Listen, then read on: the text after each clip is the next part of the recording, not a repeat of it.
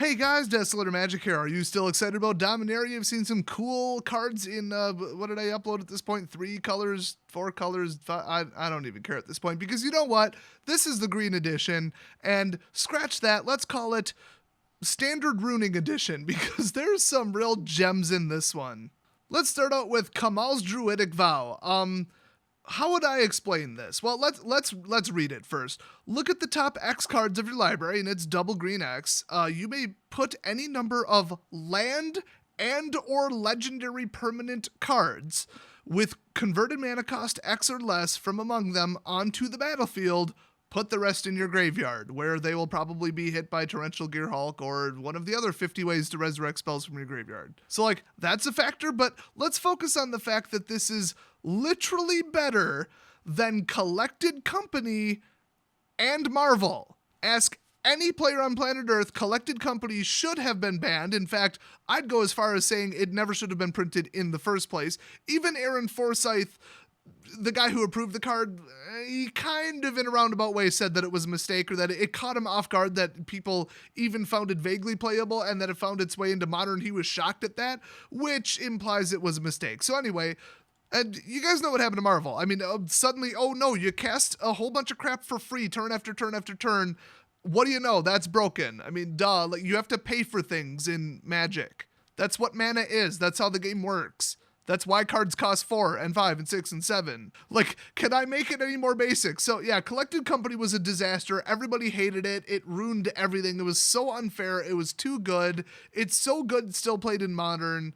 I mean, and this is Collected Company on steroids. Because remember, Collected Company cost a flat 4, so you could not cast it before, well, realistically turn 3, but, you know, most people did it 4 or 5, whatever, as almost a finisher.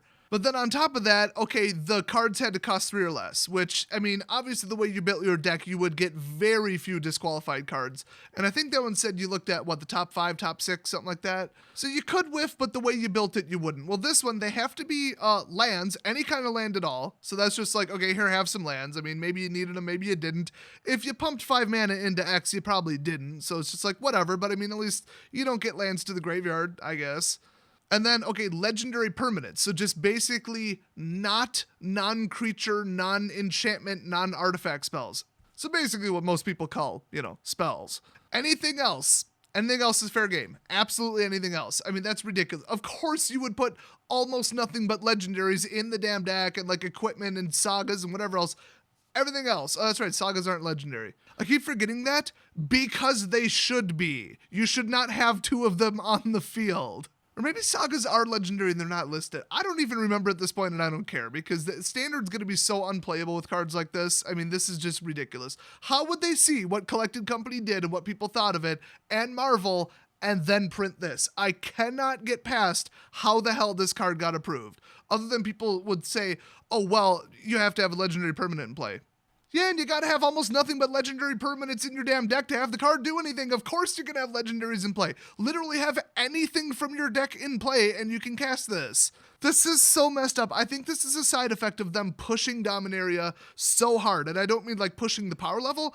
I mean pushing literally Dominaria, like the sale of Dominaria. Like legendary, legendary, legendary. Oh, historic, historic. You know, where it's just like buy it. Oh, destroy all non-legendary cards. So in other words, destroy all cards that aren't from the Dominaria set. I mean, let's be honest. That's basically what this entire damn set is. Play Dominaria or lose. I mean, they might as well have cycled out the last 6 sets. So this is going to hit, and I mean, you could ramp up to 7 mana total, which would be 5 on X, which is, you know, pretty reasonable. Like 5 and under, like what's in your deck that costs 6 that's legendary? I mean, I think 5's the cutoff. So 7 mana total, you can do that on turn 4. My deck that I currently play does that. Kid Ramper, by the way, look it up. It's a really good deck. I mean, mix this with more, you know, ramp, like multi-source ramp where you can tap for multiple green at a time. You know, the Guy's Cradle clone, millions of different ways to do it. You mix this with like the Nissa Planeswalker where you can scry a whole bunch and stack your deck or free cast a bunch of crap. And then there's even more detrimental X spells. And the funny thing is like you'd throw Rashmi's in a deck like this. Oh, look, she's legendary. What a coincidence. I think retroactively with Wizards of Little Repcon, so is Nissa. You know, because she's a planeswalker. So yeah, you could do some messed up crap in a deck with this. This card's probably going to be like $20 and they're probably eventually going to have to ban it. it is possible, it's a long shot, but it's possible that just the deck that this would go in will not be a top rate deck. It'll be good, it's just like Cryptolith Right. It'll be good, it'll just never quite get there. Most of the best legendaries seem to be red, blue, and black, but I think that this is going to be disastrous, and I think they are going to have to ban it. Either that or they're going to refuse to ban it, just like Coco, or they'll ban it way too late after throwing Emrakul under the bus with Marvel, and then it already ruined Standard for, 9 months?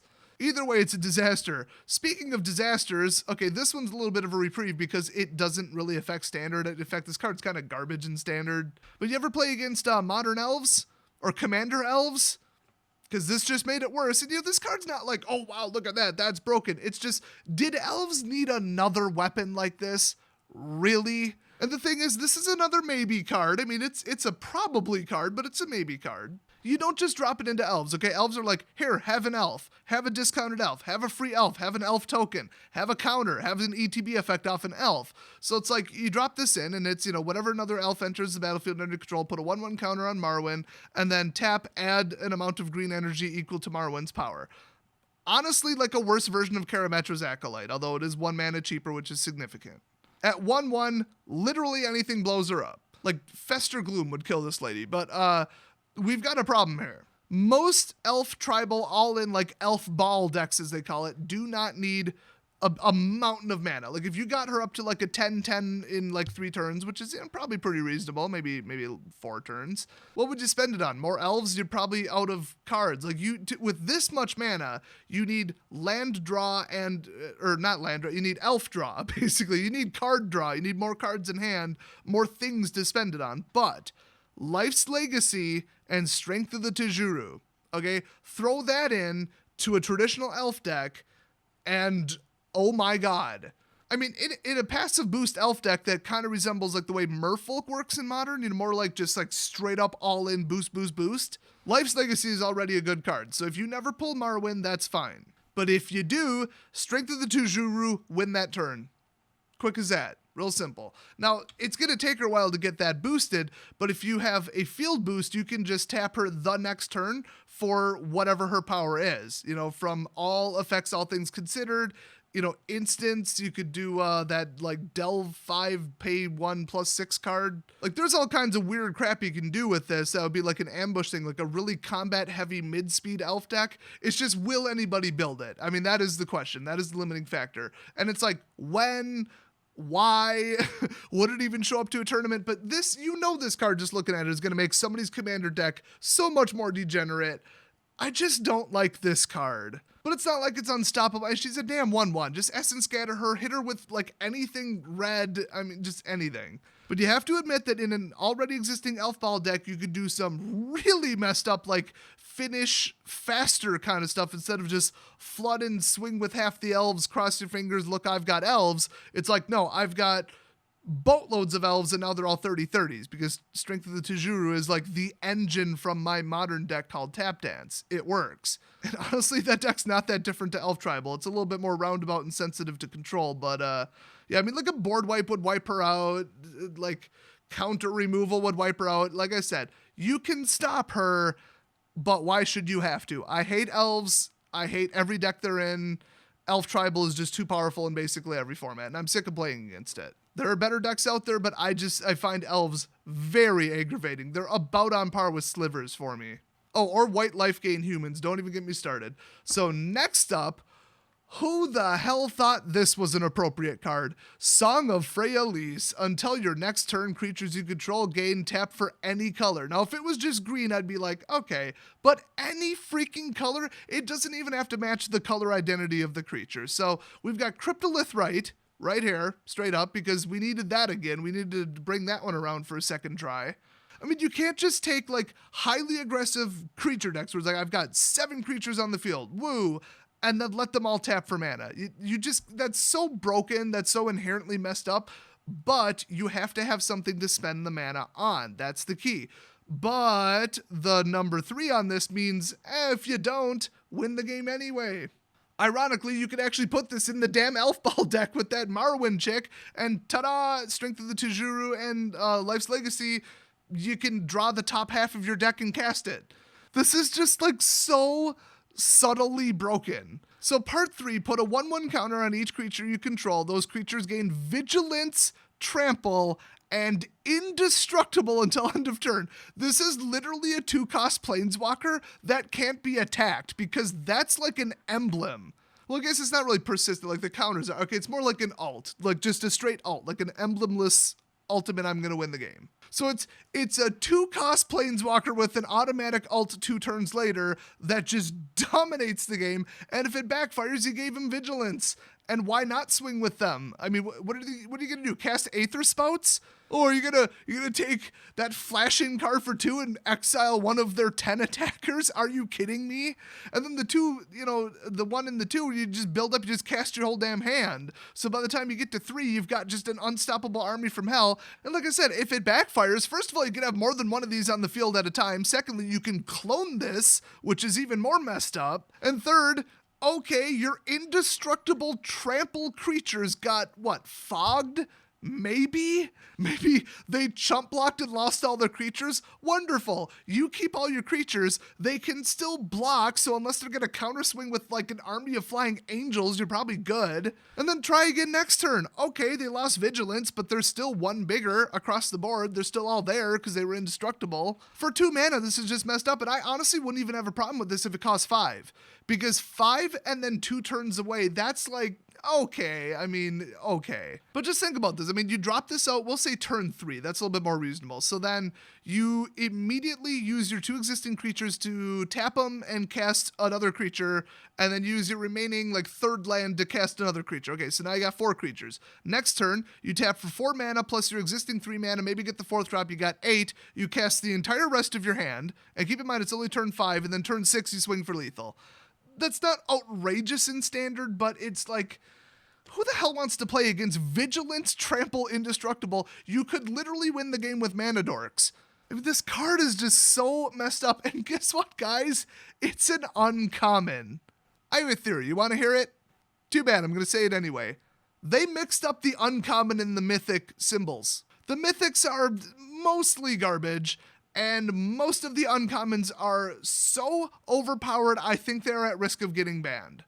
I guess they were like, wow, we really added to the box EV and made people like way happier, and draft was better. Just everything was better when we started putting like Aether Hub, Fatal Push, I'd say Walk the Plank, but really good like $3+ cards in the common slot, or the uncommon slot. Common would just get eaten up. But, Chupacabra, I think one of the Merfolk, the Silvergill Adept, they do that, and it's like, yeah, they add a lot of money. Like, legitimately, they add a lot of money to the box.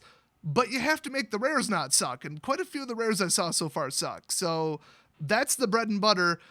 Really, really good uncommons, just add to it. You have to add to it. You can't replace it.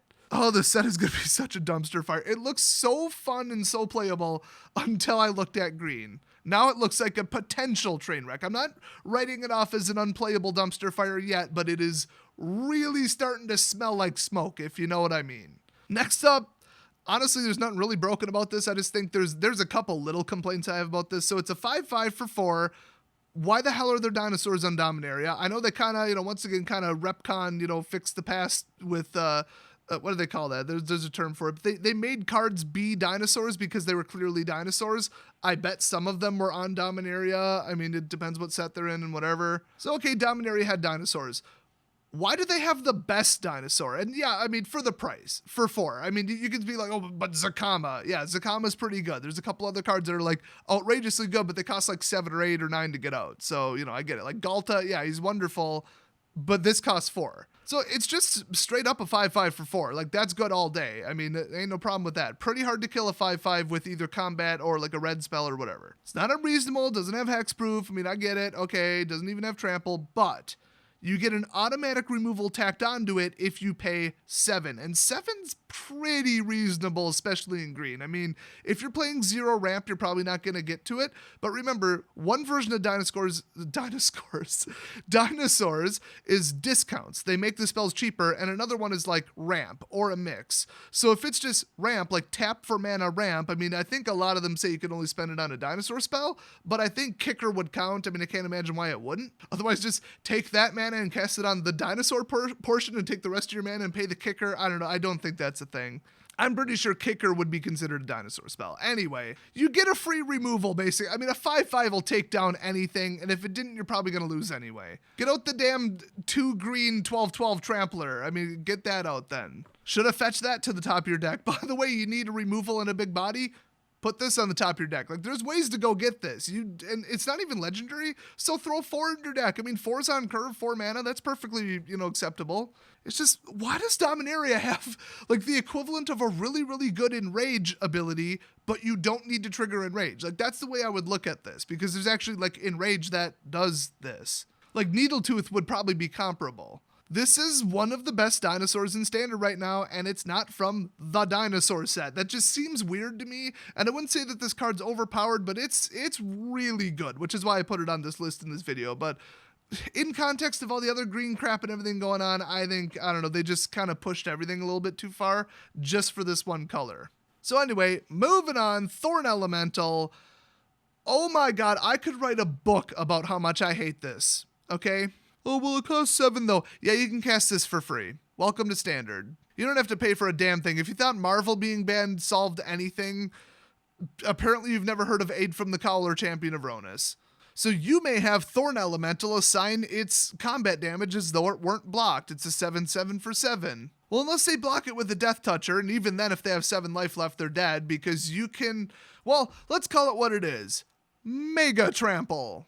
Because one of the female employees over at Wizards of the Coast, who is a very touchy, angry, perpetually triggered individual, likes to put mega on things and thinks that sounds cool, thinks that'll go over really well, and people won't make fun of it for sounding like an 8-year-old, Japanese cartoon thing.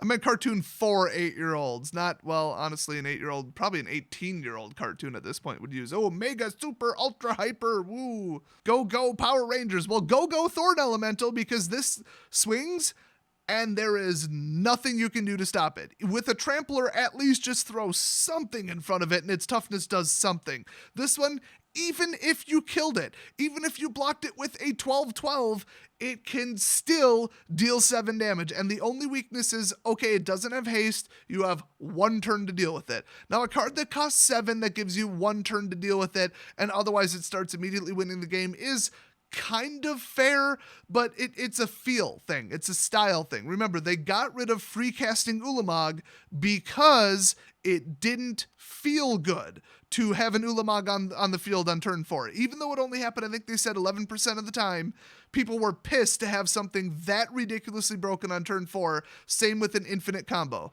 People are like, yeah, it's stoppable. It's not that powerful. It's not the end of the game. 60-70% of people aren't playing this, but we just don't like the feel of losing the game on turn 4 due to an infinite combo. Or I should say the players didn't. And they want people to actually have fun and want to return to F&M. And they know that most people, when they see some degenerate, overpowered crap, are going to build it because they're net decking douchebags. So they're going to bring it there because everybody else's fun and good time doesn't mean shit. They go to F&M to win packs and to be, oh, look at me, I'm Mr. Macho, I win all the time, I'm so great, look at me, even though they didn't even build the damn deck. They didn't design it. Half the time, they don't even know how to run it. They couldn't make a proper mulligan decision to save their lives, but they're going to just brute force it to the point where they win more than everybody else, trying to actually have fun and enjoy themselves, and there you go. So flashback to this piece of shit, and does it feel good to be like, yeah, I've got 7 creatures and he has 1, and he swung 1 time and won the game.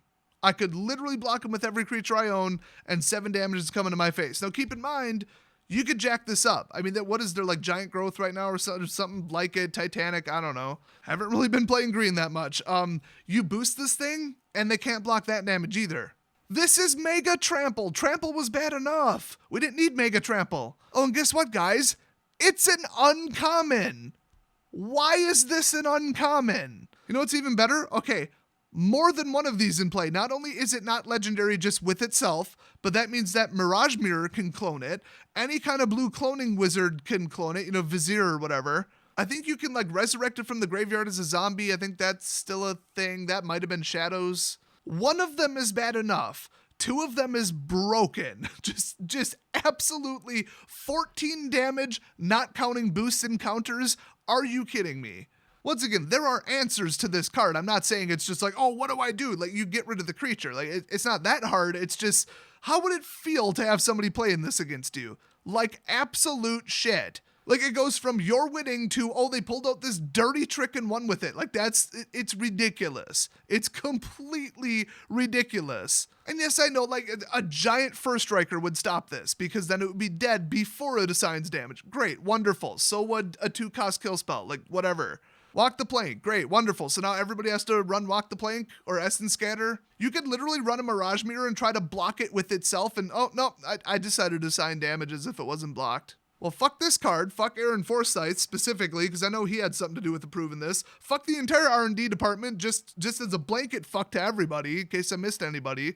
Whoever thought of this card, whoever approved this card, whoever tested this card and said, yeah, this is fun, people will enjoy this, the opponents will love this. Hey, leave a comment down in the comment section. How many cards from Dominaria will have to be banned from Standard in the next year and a half? Leave your guess down below. If you win, who cares? We all lose. Like, literally, if you guess 5 and then they ban 5 cards, does anybody win anything? Does that feel like a win to you? But guess anyway, because it'll be funny. My official guess is, oh boy, not all at once. Okay, not all at once, but I'll say 6. I know it's high. I'm feeling more like a 4, but I'm going to say 6 because there's cards we haven't seen yet. And also because Wizards doesn't know what the hell they're doing. Like, that's a factor. That's a multiplier of at least 1.5, okay? Hey, leave a like on this video if you can't wait to play against these absolute piles of horse shit, and I'll see you guys next video.